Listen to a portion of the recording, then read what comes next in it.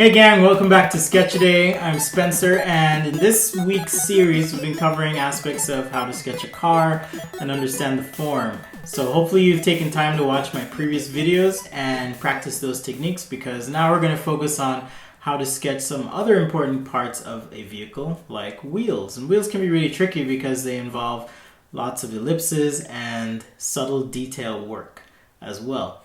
So grab a pencil, grab a pen, some paper, and come draw with me. So let's get started. Of course, if you've already warmed up, you should be able to draw a pretty decent ellipse, something like that. Now, an ellipse has a major and minor axis, okay? And if I look at something like a wheel, okay, in front view, and we'll specifically look at the rim of a wheel, and in this case I'm going to do just a rough 6-spoke concept here. So we've got 6 spokes, maybe a little detail like this. And we've got our lugs somewhere in there, like so. And of course, the perimeter of our wheel. So something like that. And if you're designing a rim for a car, you might spend some time doing some designs like this just to rough out an idea. Well, in perspective, it's important to understand how something like this works. So let's look at the cross section of this rim. And again, I'm not a car designer, so this is going to be a very simplified example of the cross section of a rim. And by cross section, I mean now we're going to take this, rotate it on an axis right through the center, and look at what these shapes look like. So I might end up with something like this for my rim, okay? And maybe this middle section comes out where the lugs are, for example.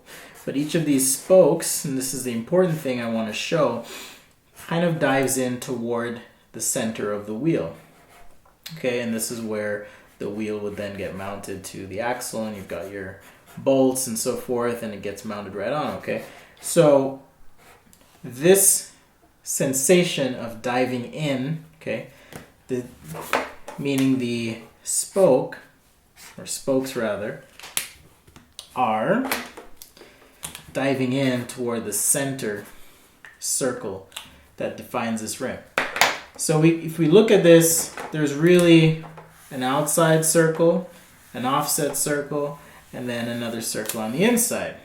Well, in perspective, it's important again to understand what's happening here. So if I were to draw a square around this circle that defines the perimeter of my rim, and then I were to draw another square that were offset from this main square, or main square, and then draw an ellipse on the center of this square, I'd end up with something like that. Now, one thing to observe is that the distance here in the front and to the back and to the sides is going to be all different, and that's because we're drawing in perspective. So it's not correct to offset my ellipses with equal distances all the way around, because that's not what happens in perspective. This ellipse in the center would actually need to shift, and so I would end up with something more. This is horrible, hopefully you can see, but this would actually shift up to show that offset relationship. Well, what does that mean? Well, if I'm drawing a rim, say on the side of a car, like so, I can start by drawing another ellipse on the inside. Okay, and because of this offset in, I'm able to show, let's see, we had 1, 2, 3. Okay, I'm getting really confused here, so I'll just draw a couple lines. In any case, if we connect to this center circle, so circle 1, circle 2, which is an ellipse in perspective, we're then able to get that relationship or sensation. Let's try this again. So I've got line here, that's our first spoke, and then notice how I'm slightly curving these next lines, okay? And that's because I want to show that these rim pieces, as they or spokes rather, connect. Okay, they're curving. The other thing I'm trying to show, and it's very subtle, but this width of the spoke of my rim here is wider in the front than it is to the back, and that progressively gets wider as we go around our rim. Now because this has thickness, I can offset my rim right there, my spoke, offset that, and really start to play with the intersection of forms as I go around. And if I play with these, I'm able to further communicate depth. I can then also offset this center ellipse and start to draw where my lugs would go, like so. And also sketch in some quick lug nuts, okay?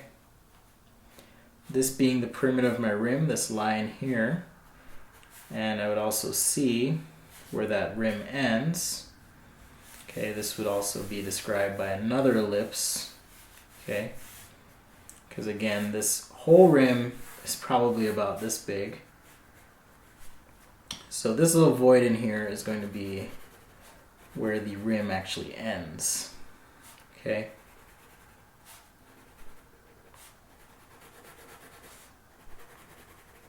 Right in there. So hopefully you can see that. I know I've been drawing straight up and down here. And let's darken this up with some Sharpie so you guys can see a little bit better.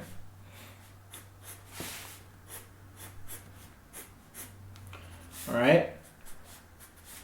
That's how I would go about drawing a rim.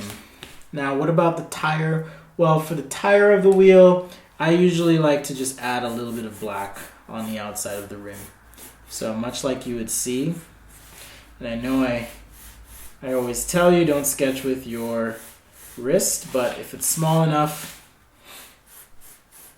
you can use your wrist to your advantage to get some of these curved lines in. But adding a low profile rim, or tire rather, onto this rim is as simple as adding a little bit of black marker to the outside of my ellipses and my rim sketch. So I'm just going to darken this up a little bit.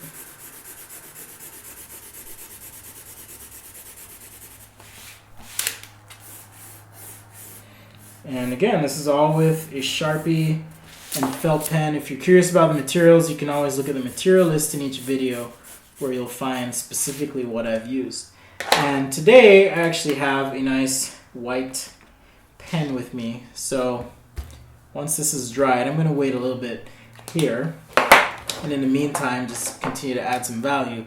But with the white pen, I can really pop some details out on this rim and tire.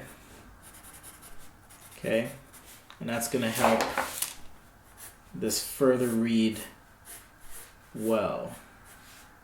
I think on our design we had a couple little details like that on our rim.